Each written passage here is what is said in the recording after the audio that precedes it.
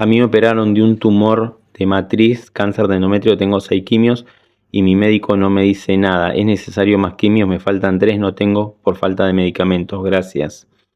Mira, si a vos ya te operaron, realmente no hace falta la quimio y ya sabemos qué es lo que hace la quimio, cuáles son sus efectos y que detrás de la enfermedad y más que nada del cáncer hay un negocio montado muy grande. Y por supuesto que tu médico no te va a decir nada porque no sabe, ya que la medicina ortodoxa realmente está sometida, configurada, está muy esquematizada y está adiestrada para medicar, ¿sí? Para erradicar síntomas, pero no tienen ni idea de dónde provienen esos síntomas o cuál es el origen del cáncer o cuál es el origen de cualquier tipo de enfermedad. Están, por un lado, el útero, las trompas, son tejidos que están ligados a conflictos relacionados con la procreación, la implantación, la reproducción y también a conflictos de género que pueden ser vividos con una figura masculina.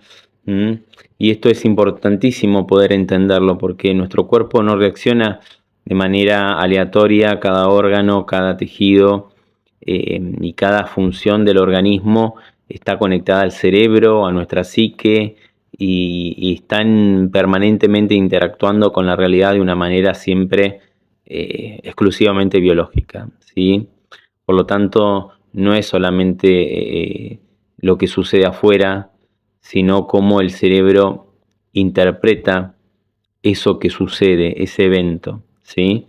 Entonces el útero, digamos, es un tejido que deriva del endometrio, está controlado por el tronco encefálico y es una zona extremadamente primitiva, arcaica, vital, que está vinculada a la supervivencia. Por eso estos tejidos responden ante situaciones que el cerebro vive como un conflicto biológico muy, muy arcaico, ¿sí? Muy profundo.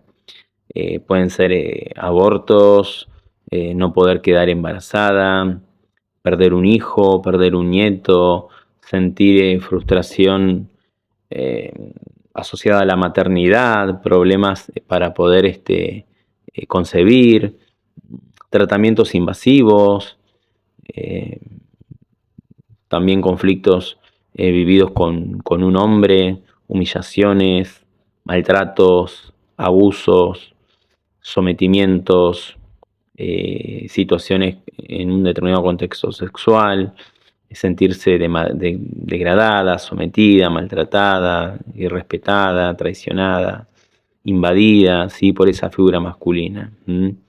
Incluso hasta un examen ginecológico se puede percibir hasta con una determinada connotación y el cuerpo se puede llegar a adaptar, ¿sí? Si lo vivís con mucho miedo, vergüenza, invasión, y todos esos factores pueden desencadenar un programa biológico de este tipo, ¿sí? Y acá ocurre algo clave que tenés que entender. Mientras la persona está en la fase de conflicto activo, mientras sigue viviendo esa situación o está atrapada emocionalmente en esa situación, el tejido empieza a adaptarse, empieza a crecer, el cerebro activa este programa especial de supervivencia donde el endometrio, digamos, aumenta el tejido para intentar biológicamente resolver ese conflicto que te toca vivir, ¿sí? Por eso pueden aparecer pólipos, hiperplasias, ¿está? O el cáncer endometrial, ¿sí? Pero biológicamente el cuerpo no está intentando destruirse, sino que está intentando adaptarse. La lógica biológica es, de alguna manera, poder aumentar la capacidad funcional frente a ese conflicto que tu cerebro está interpretando y está relacionado con la reproducción, ¿sí? Con la implantación o con conflictos feos o desagradables con un hombre, ¿sí?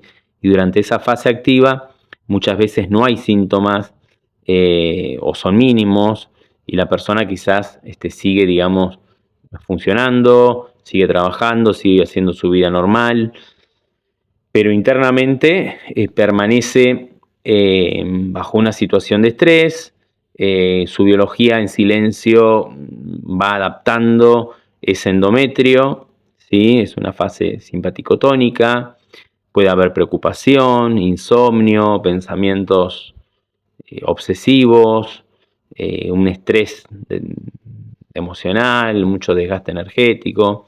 Pero cuando la persona logra encontrar una resolución a esa situación conflictiva, la mujer, no sé, logra separarse de una relación tóxica, procesa esa pérdida que vivió, puede realizar un duelo, queda embarazada, se siente nuevamente segura, recupera su dignidad, deja de sentirse humillada o simplemente cambia la manera en que percibe lo que está viviendo o esa experiencia, ¿sí? Entonces recién ahí comienza, digamos, la verdadera reparación o el organismo te mete en una fase de reparación y muchas veces esto asusta porque aparecen los síntomas.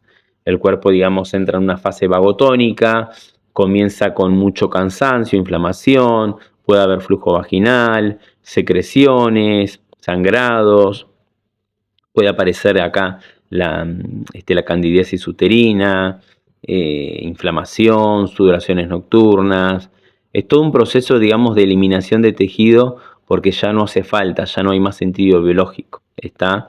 Porque la biología entiende que ese conflicto ya terminó y que la necesidad se pudo satisfacer. Y ahora hay que reparar y limpiar, ¿está? Entonces muchas veces el llamado flujo vaginal no se origina realmente en la vagina, sino que proviene de esta fase en el útero, ¿sí?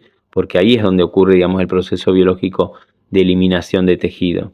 Y esto cambia completamente la mirada sobre la enfermedad o sobre el concepto que tenemos del cáncer, porque lográs comprender que es una adaptación inteligente a una situación de supervivencia frente a algo que la persona no estaba pudiendo resolver de manera consciente.